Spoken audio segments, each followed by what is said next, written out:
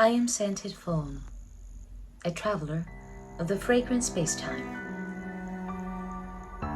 Today, I invite you in my very personal rose garden, which consists of some of my favorite rose perfumes at the moment.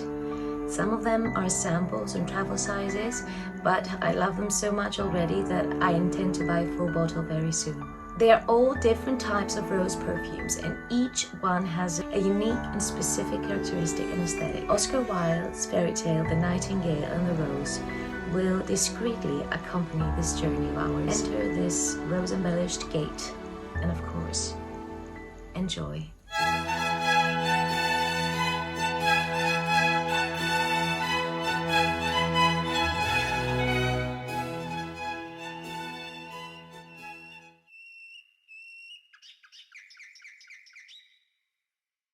We start with the fruity rose, and this is indeed no red rose. It is a juicy, bright pink rose. Damask by Ormonde Jane. So, according to Linda Snoat, who is the creator of Ormonde Jane, this fragrance is inspired by ancient Mesopotamia, the cradle of civilization, between the two great rivers straddling Persia and Assyria. And of course, the rose in this fragrance is the Rosa Damascena type, which is characterized by its warm aldehydic aspects with a lemony feel, followed by a sweet opulent sensation from a freshly picked rose. This is a very fun, exuberant, vibrant rose, colored by some very interesting, lively, fruity nuances which give it playfulness and a sweet freshness. The lemony aspect of this fragrance blends perfectly with the sweet floral quality of the rose, giving it a very nice balance and an invigorating feel. The fruits, the berries and the pear offer it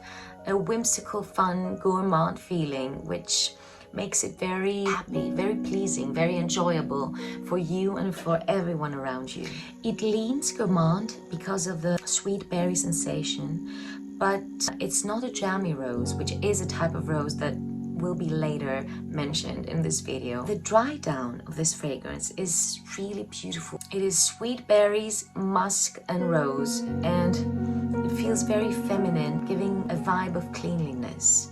This perfume has big resemblances with the fragrance Delina by Parfums de Marly. They are definitely the same type of fragrance, but this to me feels like having a bigger range. It feels thicker somehow. The fruits are more vibrant and full, and the sourness is more of a lemon sourness rather than a lychee sourness, which makes it more piercing. Don't get me wrong, I don't mean to understate Delina in any way, because I absolutely love Delina as well. And here it is. And now that my bottle is finishing, I will surely use Delina's body oil, which I also own, matched with Damask by Ormonde Jane, because I think they will fit perfectly. So this was our fruity rose, Damask by Ormonde Jane.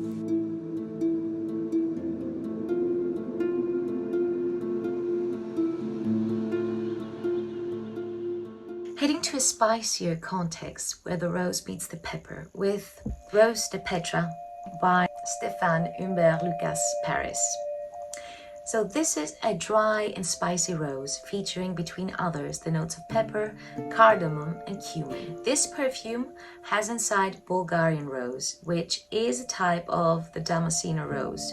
But as I read, the Valley of Roses where the Bulgarian rose grows gives it a unique and specific scent. It has spicy and balsamic aspects, its olfactive nuances transitioning from cinnamon to honey and cloves, and from a lemony peel sensation to an opulent greenness and a hint of raspberry. So having established how the Bulgarian rose smells, let's talk a bit about this fragrance. This is a mature and somehow austere rose, meant in the best way possible, with very warm, ambery, dry, balsamic and spicy undertones. It is inspired by the city of Petra in Jordan, which is also called the Rose City because of the pink color of the sandstones that come from it. This is a very accurate to its inspiration creation. It feels like it's embodying the magnificence of the long gone era. It has something very luxurious and regal. I imagine an ancient kingdom lost in time, and a beautiful palace where the most luxurious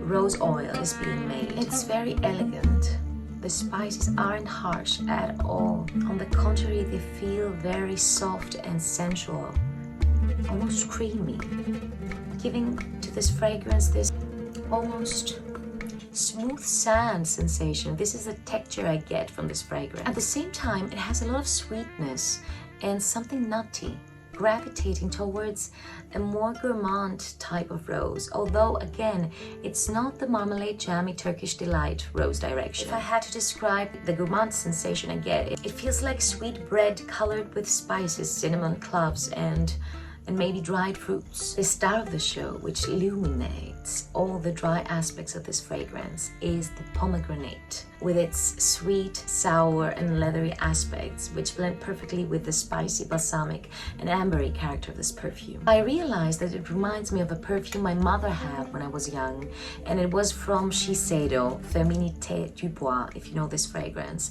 And as I checked the notes, I understand why they seem similar to me. They definitely belong to the same family of fragrances. This perfume here lasts around 8 hours on my skin, and I find it uniquely and charmingly beautiful.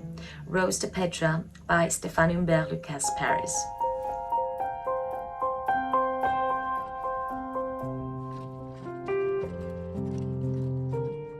Let's proceed to a darker rose with a combination of a very darkening agent, the patchouli. Eau de Protection by État Libre d'Orange, which is a house I really like.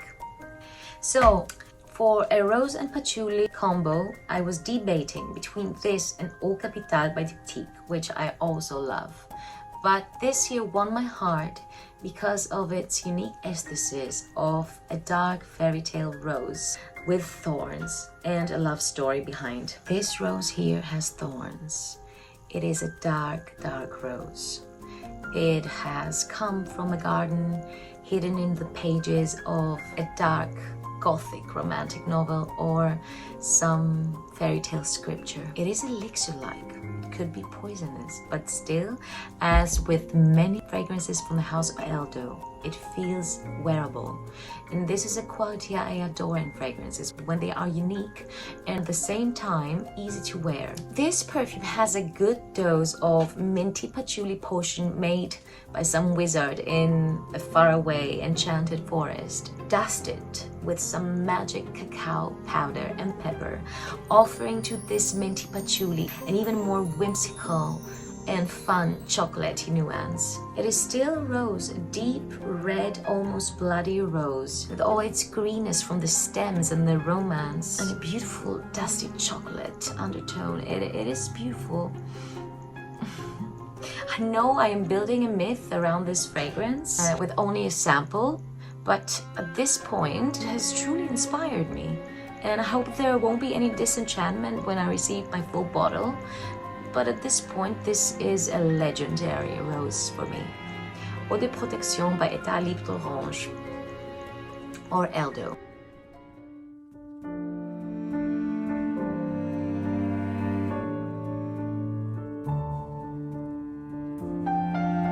Heading to a powdery, refined and dainty rose. It almost feels like a white rose. Arlésienne by L'Occitane. This is an eau de toilette. The ethereal powderiness of this fragrance is something else.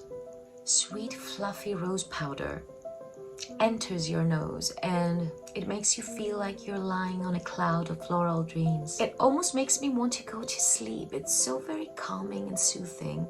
It feels like a blanket that embraces you and highlights and exposes your most romantic and daydreaming self. There is something enchanting about this fragrance as well. The rose in here is Rose de Mai, which is said to be voluptuous, sweet, with subtle nuances of honey, a discreet greenness, and a soft, delicate sweetness of a fresh bouquet of roses. And indeed, this is a sweet, powdery rose all the way. I can definitely sense a velvety, honeyed sweetness in here. This perfume screams of femininity. It smells to me like a tender, sensitive, loving, sweet lady. The rose in here, which is very interesting, is very discreet. It is not screechy or thorny, like I mentioned for the fragrance before this, combined with a spellbinding violet leaf, which offers a smooth greenness. And there is a beautiful base of sandalwood, which gives it a creamy airiness. The base is musky, the dry down is powdery musky, and it gives you the texture of a body cream, not perfume. Now, if you enjoy powdery fragrances, this is a must try. Please do try Arlésienne Eau de Toilette by L'Occitane.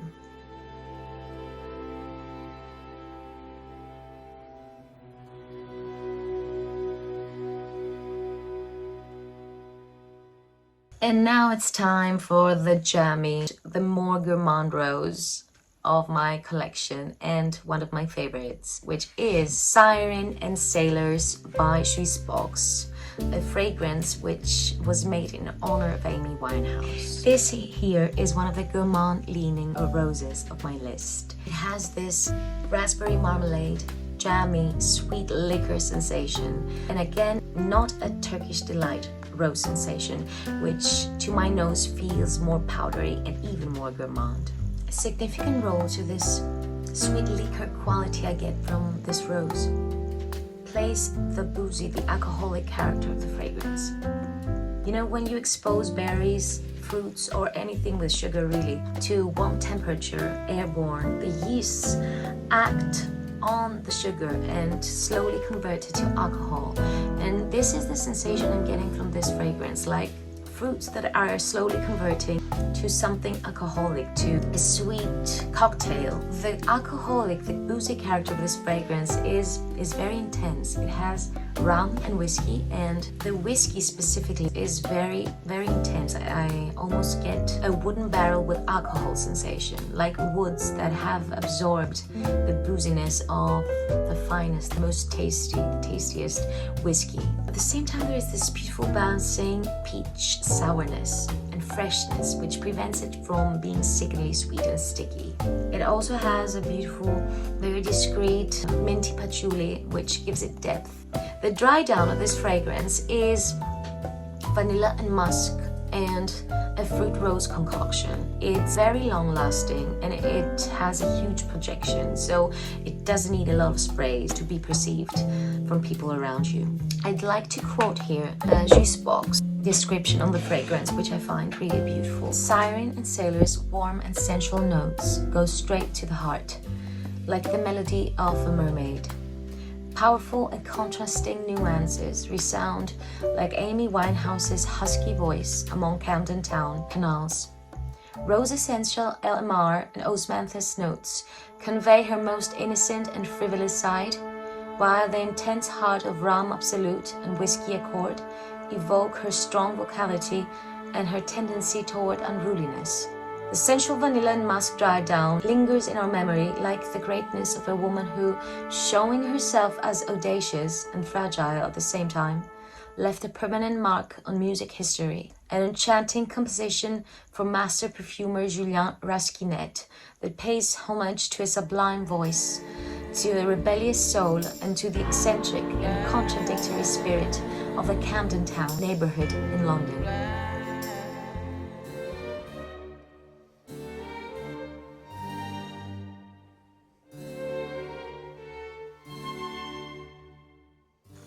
Could I make a rose list without a rose oud perfume?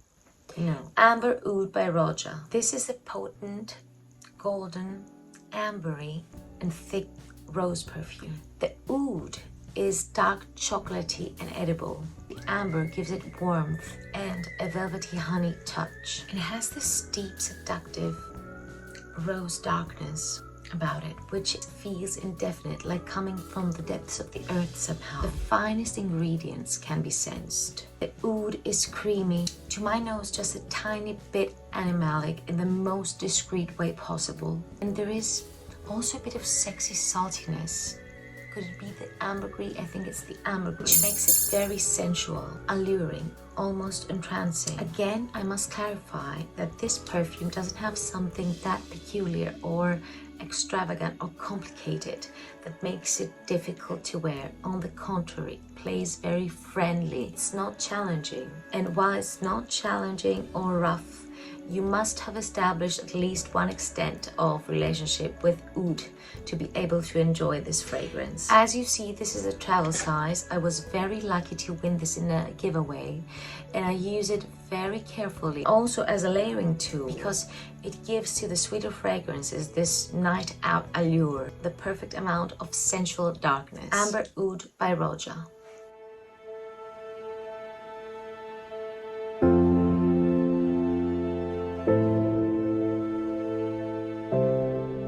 The last perfume of my rose garden is the watery, the delicate type of rose, and this is Rosa Moschenica by the Merchant of Venice. This fragrance features the Moschenica rose, which is a rare Chinese bloom which for over 200 years has thrived in a Venetian garden once owned by the powerful Moschenico dynasty. Some years ago, writer Andrea di Robiland, a descendant of Moschenicos, has encountered this rare rose at his family's former house outside Venice and was enraptured by it. It was silvery pink, very light in the center and darker on the outside, he reported. It had a very intense scent which reminded him of peaches and raspberries. Determined to delve into its history, he discovered that his great-great-great-great-grandmother, Lucia Moschenico, with the help of her friend Josephine Bonaparte, had imported this rose via Paris in 1814. And thus he decided to make a fragrance that highlights the beauty of this rare rose in cooperation with House the Merchant of Venice, bringing us this dewy, romantic rose beauty. This is the ethereal, green and fragile rose of this list. It brings you the image of a beautiful pond in a palace garden with water lilies and pretty flowers that have just bloomed. The rose in here is sweet and playful, but equally aquatic, with the addition of the beautiful lotus flower with its light, watery and airy aspects. There is also a discreet lemony floral feel which makes it even more delicate and gives it a classy feminine vibe. It's like walking in this magnificent rose garden in spring under fully bloomed lemon trees, experiencing spring breeze that has captured all these blooming qualities, and at the same time you can feel a slight rain-scented air from very far. I have a travel size, but I'm really thinking of getting a full bottle of this, which, as you can see, is beautifully made with Murano glass. This is the Rose of a Princess, Rosa Moschenica by the Merchant of Venice.